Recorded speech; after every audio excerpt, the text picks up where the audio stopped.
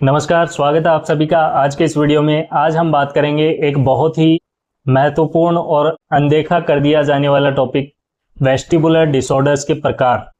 दोस्तों, vestibular disorders की बात मैंने मेरे पुराने वीडियोस के अंदर की है, जिसमें जनरल इंट्रोडक्शन के बारे में हमने बातें की थी। आज हम बात करेंगे कि वेस्टिबुलर डिसऑर्डर्स के टाइप्स क्या क्या हो सकते हैं। वेस्टिबुलर डिसऑर्डर्स हमारे कान में स्थित वेस्टिबुलर सिस्टम के प्रभावित होने की वजह से होते हैं, जिससे हमें लगातार चक्कर आना, शरीर का संतुलन नहीं बनना और कान से जुड़ी अन्य समस्याएं भी हो सकती हैं। तो चलिए बात करते हैं इसके कौन कौन से प्रकार हैं और उनके लक्षण और इलाज क्या हैं। वेस्टिबुलर डिसऑर्डर्स का सबसे पहला और सबसे कॉमन प्रकार है बीपीपीवी, बिनाइन पैरोक्सिस्मल पोजिशनल वर्टाइगो। इसमें अंदरूनी कान या इनर ईयर में स्थित कैल्शियम के छोटे छोटे पार्टिकल्स, जिन्हें ओटोलिथ भी कहा जाता है, अपनी जगह से हिलकर या रिप्लेस होकर सेमी सर्कुलर कैनाल्स के अंदर चले जाते हैं। इसके लक्षण हैं सिर की मूवमेंट के साथ चक्कर आना, झुकते हुए, लेटते हुए या करवट बदलते हुए चक्कर आना। बीपीपीवी में आने वाला चक्कर कुछ सेकंड से लेकर 1 या 2 मिनट के अंदर ठीक हो जाता है। अगर फिर से सिर का मूवमेंट किया जाए तो फिर से चक्कर आता है। चक्कर आने के बाद विदिन 1 to 2 मिनट ठीक हो जाता है। बीपीपीवी के इलाज के लिए कान के अंदर स्थित कैल्शियम क्रिस्टल्स को उनकी वास्तविक स्थिति या वास्तविक पोजीशन में लाने के लिए कुछ रीपोजिशनिंग एक्सरसाइजेज जैसे एप्ले मैन्योर किए जाते हैं। बीपीपीवी में मेडिसिन का बहुत ज्यादा रोल नहीं है। दूसरा वेस्टिबुलर डिसऑर्डर है मेनियर्स डिजीज। इसमें कान की सेमी सर्कुलर कैनाल्स के अंदर जो फ्लूइड होता है उसका इम्बैलेंस हो जाता है।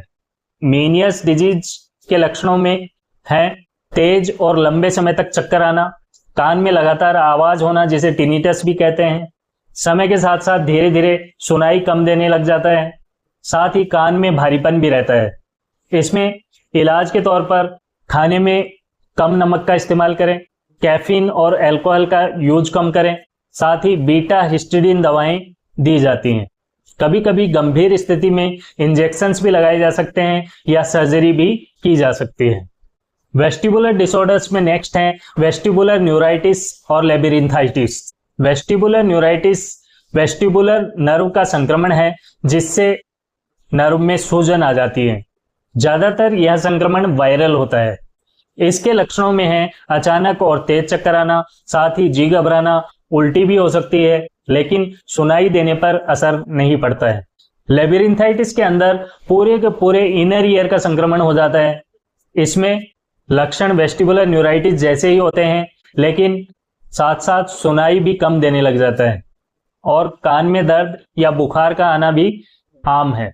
इनके इलाज के लिए anti vertigo drugs, anti nausea drugs दी जाती हैं और इन्फेक्शन को ठीक करने के लिए इन्फेक्शन स्पेसिफिक ड्रग्स, अगर बैक्टीरियल इन्फेक्शन है तो स्पेसिफिक एंटीबायोटिक्स, या फिर वायरल इन्फेक्शन है तो एंटीवायरल्स दी जाती हैं। इसी क्रम में अगला है वेस्टिबुलर माइग्रेन। यह माइग्रेन से जुड़ा हुआ चक्कर का डिसऑर्डर है। इसमें सिरदर्द के साथ या बिना सिरदर्द के चक्कर आते हैं। वेस्टिबुलर माइग्रेन में तेज आवाज, तेज सुगंध और तेज रोशनी के लिए संवेदनशीलता होती है। वेस्टिबुलर माइग्रेन के इलाज के लिए इसके ट्रिगरिंग फैक्टर्स जैसे नींद की कमी या स्ट्रेस से बचें, साथ ही माइग्रेन कंट्रोल करने वाली दवाएं भी ली जाती हैं। वेस्टिबुलर डिसऑर्डर्स में कुछ अन्य प्रकार के वेस्टिबुलर डिसऑर्डर्स भी हैं, जैसे पेरिलिम्फ फिस्टुला। इसमें इनर ईयर और मिडल ईयर के बीच एक असामान्य छेद का निर्माण हो जाता है और जब भी छींक, खांसी या किसी भी प्रकार का एक्सर्शन होता है तो इसके लक्षण बढ़ जाते हैं।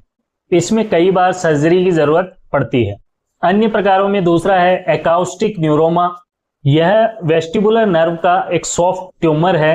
इसमें धीरे धीरे हियरिंग लॉस के साथ साथ बॉडी इम्बैलेंस जैसे लक्षण आते हैं। इसकी पहचान ज्यादातर एमआरआई से होती है और अगर ट्यूमर ज्यादा बड़ा हो जाए तो सर्जरी की रिक्वायरमेंट होती है। इसी क्रम में अगला है बाइलेटरल वेस्टिबुलोपैथी। इसमें दोनों कानों का वेस्टिबुलर सिस्टम अफेक्टेड हो जाता है, जिससे पर्सन को बॉडी का बैलेंस बनाने में समस्या होती है और ये समस्या खासतौर पर अंधेरे में बढ़ जाती है। इसके कारण हो सकते हैं उम्र बढ़ना या फिर ऑटोटॉक्सिक दवाओं का लंबे समय तक सेवन करना। अगला स्पेसिफिक वेस्टिबुलर डिसऑर्डर है MDDS, माल डी डिबार्कमेंट सिंड्रोम। इसमें लंबे सफर जैसे जहाज या हवाई जहाज के सफर से लौटने के बाद झूलने या हिलने जैसा एहसास होता है। यह कई हफ्तों या महीनों तक रह सकता है। तो दोस्तों, वेस्टिबुलर डिसऑर्डर्स कई प्रकार के होते हैं और हर एक का कारण और इलाज अलग होता है।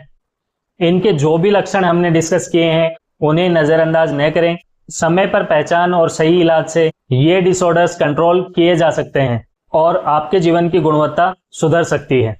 इसी के साथ आज के वीडियो को यहीं समाप्त करते हैं। मिलते हैं नेक्स्ट वीडियो में एक नए टॉपिक के साथ।